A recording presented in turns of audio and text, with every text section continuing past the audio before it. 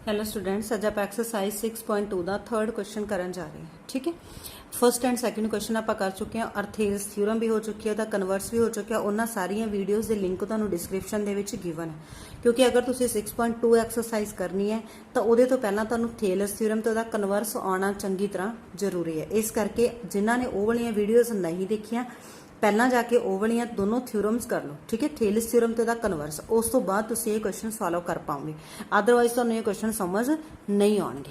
तो इसका सल्यूशन करते हैं। गिवन की है तुहानू in figure if L M, जी एल एम है वो पैरल है सी बी कह लो या बी सी कह लो। ठीक है, एल एम पैरल है सी बी दे एंड एल एन पैरल है सी डी दे।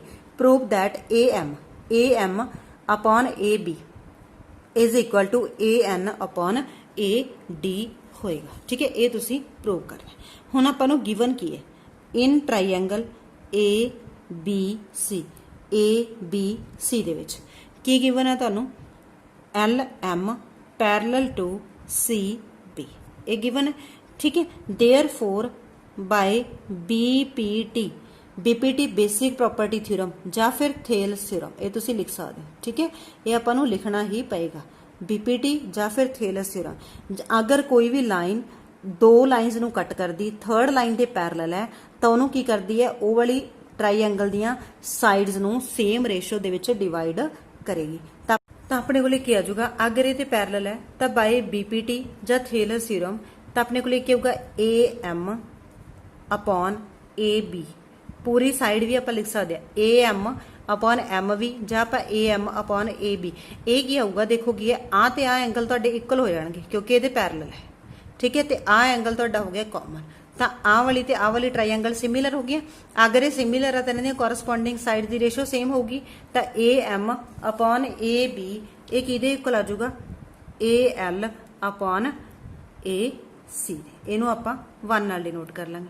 सैकेंड इधरों की आऊगा तुहाडे कोले नीचे वाली किहड़ी triangle in triangle A D C दे विच, in triangle A C D दे विच एल एन किहदे पैरल है सी डी दे, तो इधरों आऊगा A L upon A C, A L upon A C, और इधरों आ जाऊगा A N upon A D, A N upon A D. ये आ गया सैकेंड।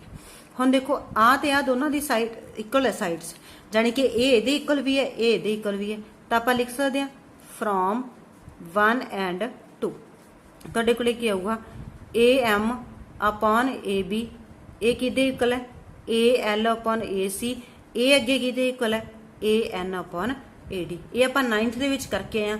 अगर दो सेम चीज़ किसी सेम वैल्यू के इक्वल है तो दोनों आपस इक्वल होंगे ने। A M upon A B किहदे इक्वल आ गया A N upon A D. यही आप प्रूव करना सी। देखो ये चीज़ आप प्रूव करनी सी, तो आप लिख देंगे hence proved. Clear. Now move to next question, question number 4th।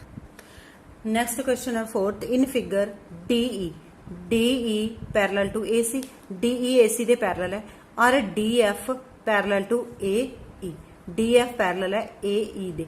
Prove that B F upon F E किहदे इक्वल है B E upon E C दे। ठीक है, तो पहला आप लैने इन ट्राईएंगल ए बी सी दे विच तुहानूं की गिवन है ए बी सी, इहदे विच तुहानूं की गिवन है D F sorry D E parallel किहदे डी ई पैरल है तुहाडे कोल ए सी दे।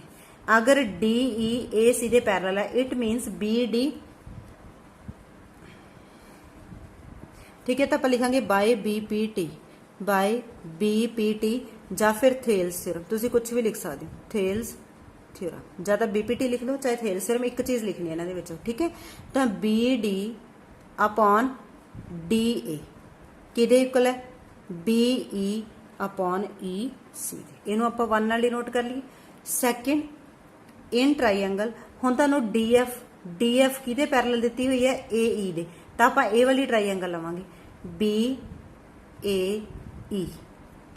ठीक है, डी एफ पैरल किहदे है ए ई दे।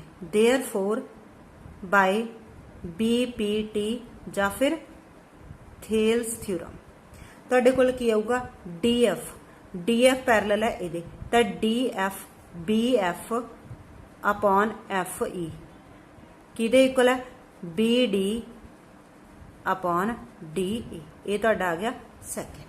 ठीक है, हुण देखो ये इहदे इक्वल है और यही इहदे इक्वल है, आ दोनों सेम दे इक्वल है तो आप लिख सकते हैं from 1 and 2।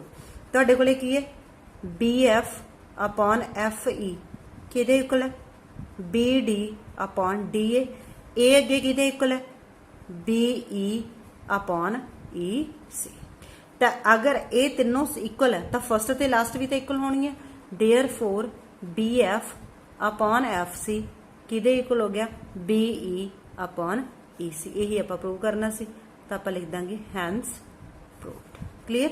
Now move to next question.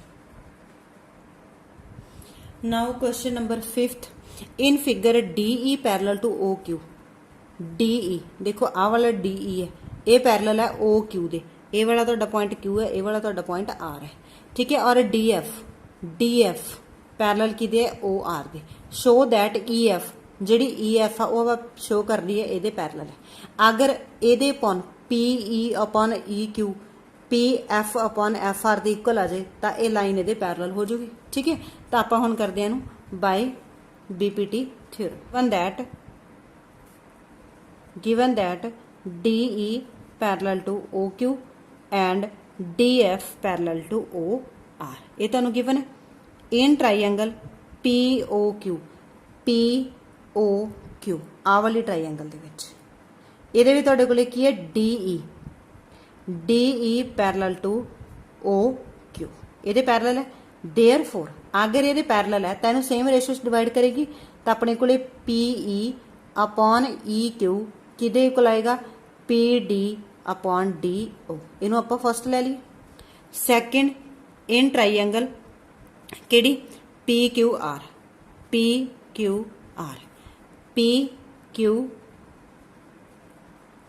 POR आऊगी सॉरी। ठीक है, POR दे विच तुहानू कीता होया DF parallel to OR। Therefore ये अपने को जोड़ा भी आ रहा बाय BPT आ रहा, ये तुसीं लिखना जरूरी है। आ वाली चीज़ कित्थों आई है बाय BPT आई है। देयरफॉर PD अपॉन DO ये किहदे इक्वल है PF अपॉन FR। इनू भी 2 लवांगे, ये भी तुहाडे कोले कित्थों आया बाय BPT। फ्रॉम 1 एंड 2 देखो PE अपॉन EQ किहदे इक्वल है PD upon DO is equal to PD upon DO किहदे इक्वल अगे PF अपॉन FR। अगर ये दोनों सेम दे इक्वल है तो फर्स्ट एंड लास्ट भी इक्वल होनी है। Therefore PE upon EQ is equal to PF upon FR। देखो PE upon EQ is equal to PF upon FR, ये इक्वल है। Therefore by converse of BPT basic property theorem. ठीक है, converse इहदा की कहंदा सी अगर इन्हां दी रेशो सेम है, अगर दो साइड दी रेशो सेम है तो जिहड़ी थर्ड लाइन इन्हां नूं कट कर रही है वो की होगी थर्ड लाइन दे पैरेलल होगी। Therefore EF parallel to QR यही आपां प्रूव करना सी तो आपां लिख दांगे hence proved. Clear. Now move to next question. Next है question number 6। ABC are points on OP दे उपर तुहाडे कोले A पॉइंट है, OQ दे उपर तुहाडे कोले B पॉइंट है, OR दे उपर तुहाडे कोले C पॉइंट है respectively such that AB parallel किहदे PQ दे है, AC पैरेलल किहदे PR दे है। तुसीं प्रूव करना है जो BC है वो किहदे पैरेलल है QR दे पैरेलल है। तो पहलां लिखांगे आपां जो भी तुहानूं गिवन है, given that AB parallel to PQ and AC parallel to PR। हुण देखो AB पैरेलल टू PQ तो आप ए वाली ट्राइंगल ले लीए। इन ट्राइंगल PQO दे विच PQO दे विच तुहाडे कोले की है AB पैरेलल किहदे AB पैरेलल किहदे PQ दे। तो आप लिख सकते हैं AB पैरेलल है PQ दे तो आप लिख सकते हैं OA अपॉन AP किहदे इक्वल है OB अपॉन BQ। इनू 1 ले लीए। ਹੁਣ ਆਪਾਂ ਦੂਸਰੀ ਟ੍ਰਾਈਐਂਗਲ ਲੈਨੇ ਆ। ਇਨ ਟ੍ਰਾਈਐਂਗਲ ਕਿਹੜੀ, ਇਹ ਵਾਲੀ POR, POR ਦੇ ਵਿੱਚ ਲਾਈਨ ਕਿਹੜੀ ਪੈਰਲਲ ਆ ਤੁਹਾਡੇ ਕੋਲੇ, AC ਪੈਰਲਲ ਹੈਗੀ ਹੈ PR ਦੇ, AC ਪੈਰਲਲ ਹੈ PR ਦੇ, ਤਾਂ OA ਅਪੋਨ AP ਕਿਹਦੇ ਇਕੁਅਲ ਆਊਗਾ, OC ਅਪੋਨ CR ਦੇ। ਇਹ ਆ ਗਿਆ ਸੈਕਿੰਡ, ਠੀਕ ਹੈ। ਇਹ ਦੋਨੋਂ ਕਿੱਥੋਂ ਆਏ ਹੈ, ਬਾਈ BPT, ਠੀਕ ਹੈ। ਦੋਨਾਂ ਨਾਲ ਤੁਸੀਂ ਇਹ ਲਿਖੋਗੇ। ਹੁਣ ਦੇਖੋ ਫਰੋਮ 1 ਐਂਡ 2 OA AP ਦੇ, OA ਅਪੋਨ AP ਕਿਹਦੇ ਇਕੁਅਲ, OB ਅਪੋਨ BQ ਦੇ, OA ਅਪੋਨ AP ਕਿਹਦੇ ਇਕੁਅਲ, OC ਅਪੋਨ CR ਦੇ। ਦੇਅਰਫੋਰ OB ਅਪੋਨ BQ ਕਿਹਦੇ ਇਕੁਅਲ ਹੋ ਜਾਊਗਾ, OC ਅਪੋਨ CR ਦੇ ਇਕੁਅਲ ਹੋ ਜਾਊਗਾ, ਠੀਕ ਹੈ। ਹੁਣ ਤੁਹਾਡੇ ਕੋਲੇ ਟ੍ਰਾਈਐਂਗਲ ਕਿਹੜੀ ਹੈਗੀ, ਆਹ ਵਾਲੀ ਚੈੱਕ ਕਰੋ, QOR ਦੇ ਵਿੱਚ OB upon BQ, OB upon BQ, OC upon CR। ਅਗਰ ਇਹਨਾਂ ਦੀ ਰੇਸ਼ੋ ਸੇਮ ਹੈ, ਬਾਈ ਕਨਵਰਸ